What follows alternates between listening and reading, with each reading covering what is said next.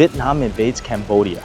It's a crisis on a live fuse right now. Vietnam did exactly that and cost tens of thousands of Vietnamese lives. But we're done being your little brother. Terrorists talk, artillery listens. The usual suspect, the CCP. That's a knife pointing at the Mekong Delta. So why share when you can control? I need to call this out. For daring to expose their shady bases and canal schemes, Cambodia can fight, but Vietnam can overmatch. But wars are more than just on the battlefield. China's record in crisis is quite spotty.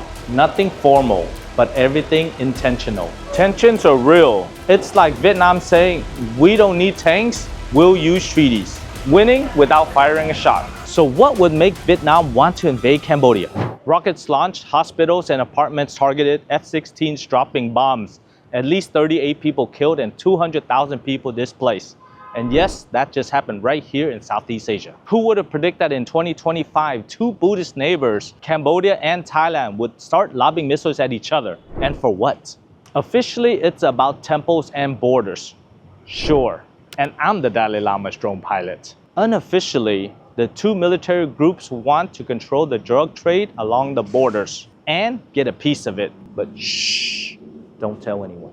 So if Thailand and Cambodia can go from let's talk to let's launch in a weekend, imagine what will happen with the current conflicts between Vietnam and Cambodia escalates fast. What if Vietnam invades Cambodia? Why it could happen, how it starts, and who will come out on top. So in today's video, we're gonna break it all down. Grudges, secret Chinese bases, military showdown, and a battle plan. And the one move that may flip the map. This isn't theory. It's a crisis on a live fuse right now. So let's get started.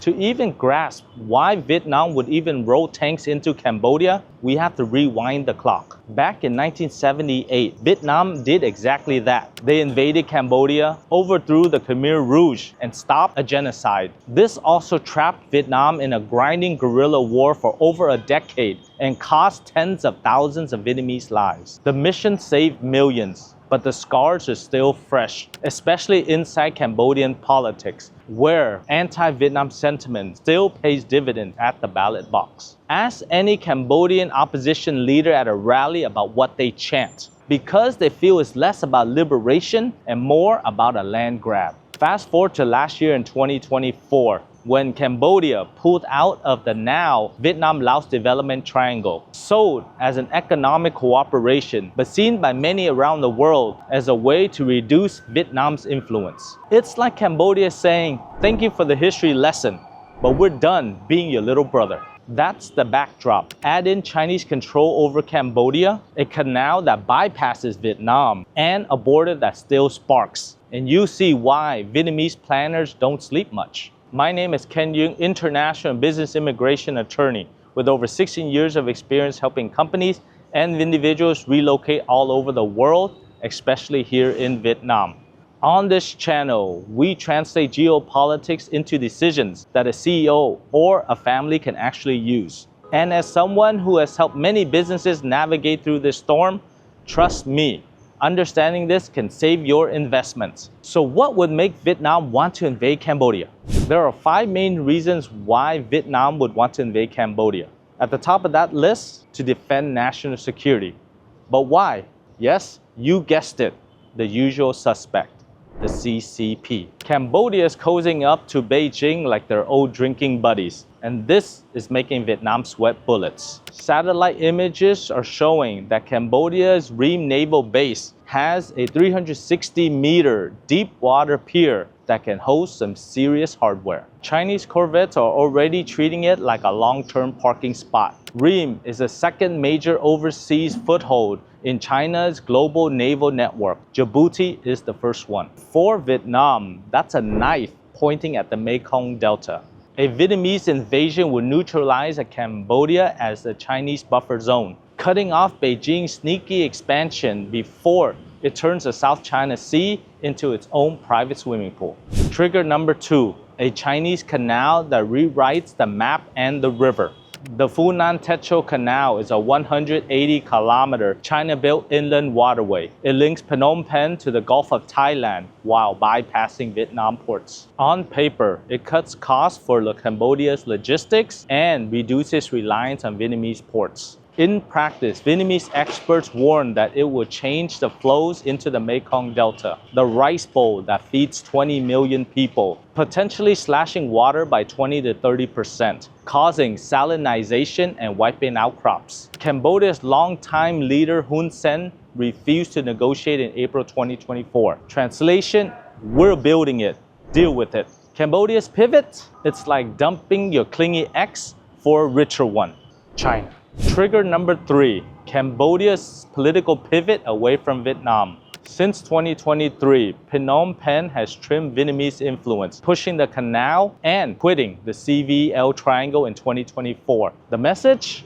Reduce dependence. But it's not just about military paranoia. Economics plays a huge role. Trigger number 4, economic expansion. Vietnam is eyeing Cambodia's ports and resources for straight-up expansion. Cambodia's got untapped minerals and strategic waterways that could supercharge Vietnam's manufacturing boom. So why share when you can control? Then, trigger number 5, demographics and borders. Vietnam's birth rate hit 1.77 in 2025, a historic record low after ditching the two-child policy. Vietnam is staring down an aging population crisis, needing more manpower in order to keep the economy humming. We talked about Vietnam's birth rate crisis. We made a video, you can watch that by clicking on the right-hand corner. Also, only 84% of the borders are clearly demarcated, fueling anti-Vietnam sentiments in Cambodia, thus causing excuses for action. Critics argue that Vietnam could absorb territory in order to bolster labor and stabilize borders. If those 5 triggers stack up, it wouldn't be a matter of if it gets hot, but how fast. But first, let's compare the muscle on both sides, because it might not be a fair fight. Hold up.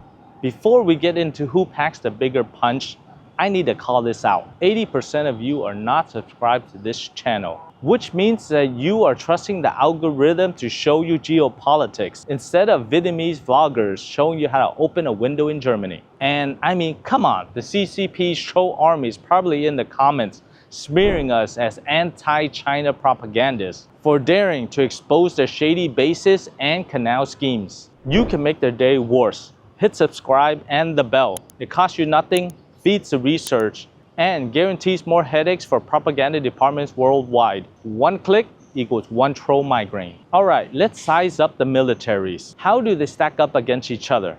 Short answer, on the battlefield, it's not even close. But wars are more than just on the battlefield. Vietnam towers over Cambodia like a skyscraper over shacks. Vietnam fields roughly over 500,000 active troops. Vietnam's Air Force and Navy dominate, with a $6 billion defense budget, fueling it all. Allies? Russia supplying arms, India is pitching in with missiles, and the US is even warming up with F-16 deals. Cambodia? They only have 125,000 troops on a modernization built on a Chinese kit. Multiple rocket launch systems such as the PHL-81 that appeared at the Thai border, and BMP-3s in an earlier Russian deal that appeared in the fields. When Thailand pulled out the F-16s and the Gripens, the hardware jumped off the charts. Cambodia can fight, but Vietnam can overmatch.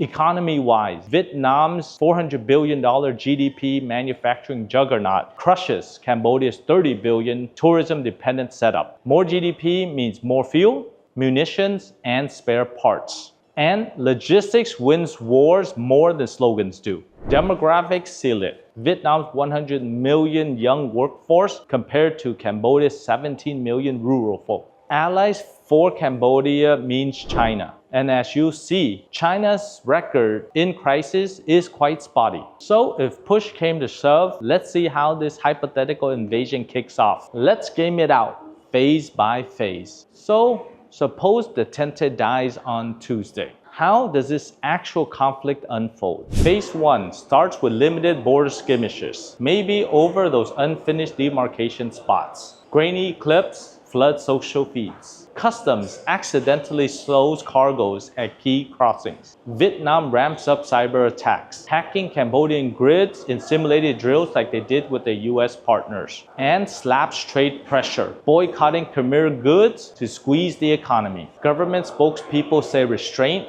but mean prepare. Nothing formal, but everything intentional. Tensions boil, and all of a sudden, it's not just words. Phase 2. Vietnam targets capacity, not civilians. Limited precision strikes disabling assets at the Ream Naval Base with BrahMos missiles in service by then. Boom! Chinese corvettes are sitting ducks. Maritime interdiction follows. Vietnamese subs blockading Khmer coast, choking off supplies. It's quick, surgical, aimed at crippling without full occupation. Phase 3, the choke. Washington and Beijing piling in because they just practiced this play. In July, when Thailand and Cambodia went hot, the United States publicly linked trade with the ceasefire. China mediated but flopped because they only were playing constructive without reining in the escalation. Ceasefire followed. Terrorists talk, artillery listens. Expect the same here, but faster. That's the playbook. Now let's see what's the most likely ending if this actually runs.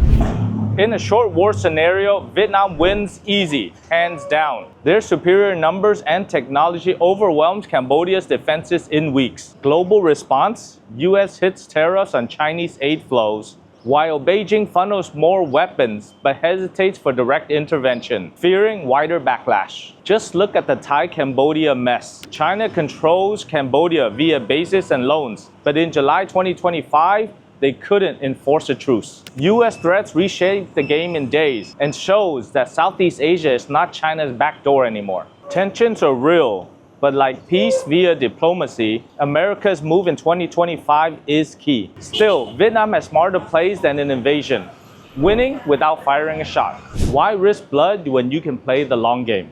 Vietnam's smarter move: dam diplomacy and Canal conditionalities. They've already called for Funan Techo transparency in 2025 talks, demanding multilateral monitoring at Ream to expose Chinese access. Trilateral chats with Malaysia and ASEAN on Gulf of Thailand rules can box in Cambodia peacefully. It's like Vietnam saying, we don't need tanks, we'll use treaties. Tie this to real diplomacy and you'll see why Vietnam's 2025 push for Funan audit as a masterstroke. Hey, this is all speculative, right? We're just testing for scenarios here, not cheering for war.